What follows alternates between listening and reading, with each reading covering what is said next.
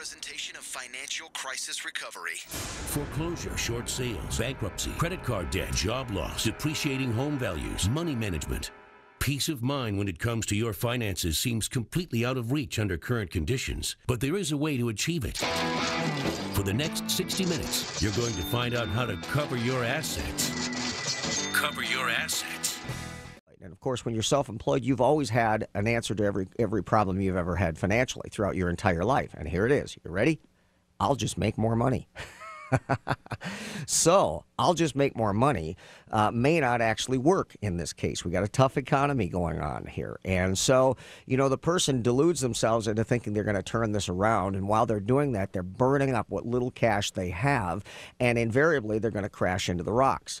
So if a person has $10,000 in a savings account and they've got a burn rate each month of, let's say, $1,000 per month, that logically says, with simple math, that person in 10 months at $1,000 per month is going to run out of money, right? Seems pretty basic. However, here's the deal. When a person is in a financially challenged position, they're depressed. They are, maybe in a position where they're not making their payments on the first of every month, but rather delaying it to one day just before they get hit with the additional fee because there's a 15-day grace period, so they're paying it on the 14th. Or maybe they've even gone beyond that, and now they know that they don't actually become late as it relates to credit until they're 30 days late, which means if their bill is due on the first of the month, they don't actually technically become late as it relates to credit until the first of the following month. And so consequently, they'll go ahead and make that payment on the 27th or the 28th because they're delaying things, drawing things out. So here's the point that I'm making. When a person's mentally in that position, do you think statistically that they're going to spend more money or less money on discretionary spending? What do you think? Especially given a person who's never missed a payment in their lives and is accustomed to paying their credit cards in full every single month. Maybe now at this point their rolling credit card balance is something that they've never done before. They're not paying their bills across the board on the first of the month every single month and paying them in full. They're simply in survival mode. Do you think statistically that type of person is going to spend more money or less money on discretionary spending when they're in that compromised and depressing situation? Pretty simple. They're spending more, not less, more, because they are running away.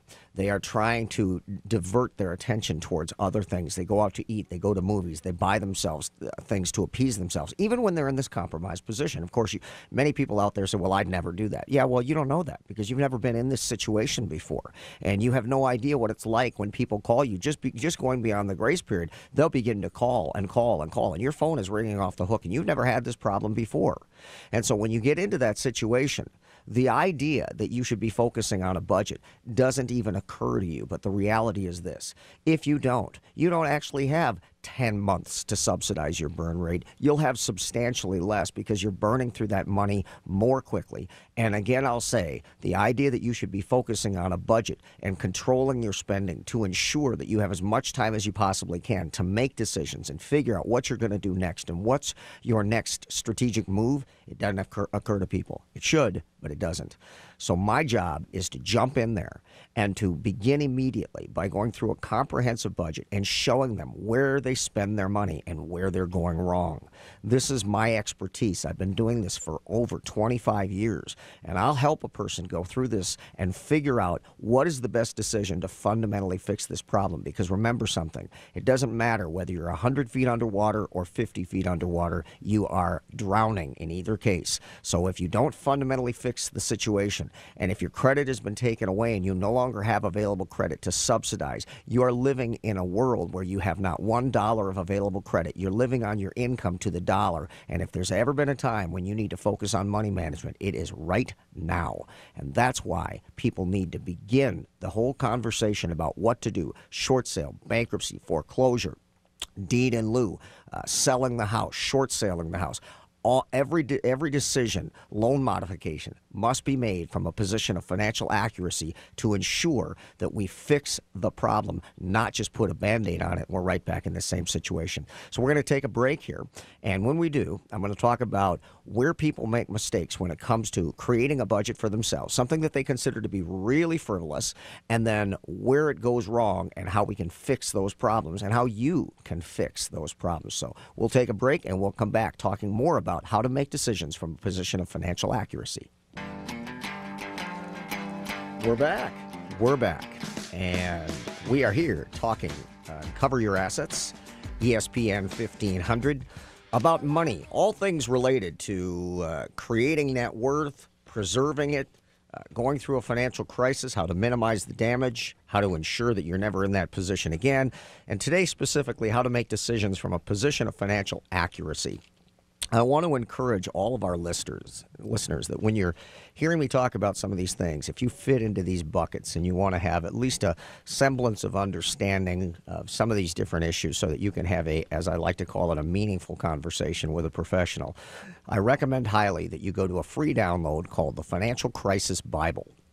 That is www.financialcrisisbible. That's a book, tells you a little bit about me, tells you about a situation that I've been through personally with my wife who had stage 3 and later stage 4 cancer, our little boy who was delivered at 11 ounces, and the financial crisis that we went through when I was a young man has been over 24 years ago now. But it gives you a little insight, and then it goes through all the different topics: short sale foreclosure, bankruptcy, deed in lieu of foreclosure, credit counseling, and all the things that people want to have information on. It's a free download. Go to Financial Crisis Bible. Also want to encourage you to call in today. Any questions that you might have about any of these topics, don't be shy. Pick up the phone.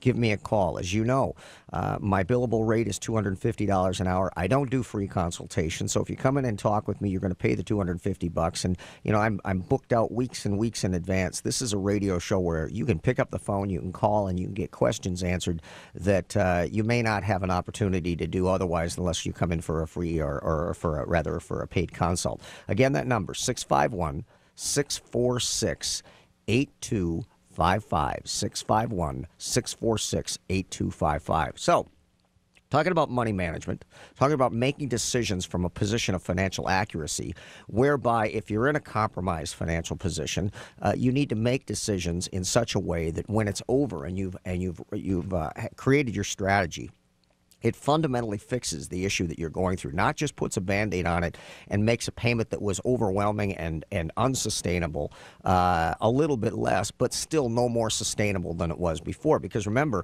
if you modify a loan from $3,500 a month down to $2,500 a month, hey, that's fabulous. I just got a $1,000 discount or decrease in my monthly mortgage payment. Fabulous. However, if I can no more make the $2,500 payment than I could the $3,500 payment, I've fixed absolutely nothing.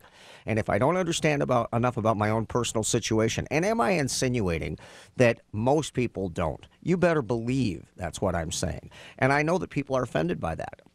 Imagine my clients, and I've got folks who are enormously successful. Imagine if you're one of these people who, as their full-time job, has a degree in finance, possibly even a graduate degree or more in finance, and in their day job, they are very successful and very effective in their careers, and maybe they manage $500 million in a hedge fund, and that's their job, is to oversee the investment of those dollars to get the best return for all of the folks who are the investors within that fund.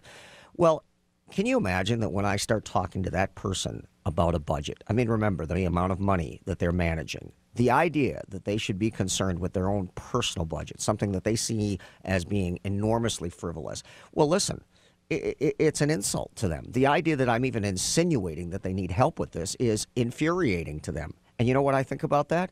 I could care less, because I already know the more sophisticated people are financially, the more problems they have with their own personal finances, because they're always saying, I'll just make more money and fix the problem. And remember, it's not a mathematical issue. These are intelligent people. It is always a psychological issue. So we've got to get into where things go wrong with money management and what problems people have. We have got a caller on the phone. Her name is Kay, and she has a question about paying off her home. So, Kay, go right ahead with your question on paying off your home. Hi. I learned money management from my father. He was born on October 20th, 1929. So he was incredibly cheap, and I got my cheapness from him. I went in for my credit score, and it is 816, so obviously I've done a pretty good job with managing my money. I've never used a financial consultant. I'm just about 57 years old. My husband is 61. He just retired. We only owe $11,000 on our house, and I've been making multiple payments each month. We owe, very little of that is still in interest. And so what I'm wondering is, would I be better off just to write a check from my savings account to pay off the house? Every year we have to pay into taxes. We put as much as we can into our 401ks, and I work for government, so I have a 457B. We have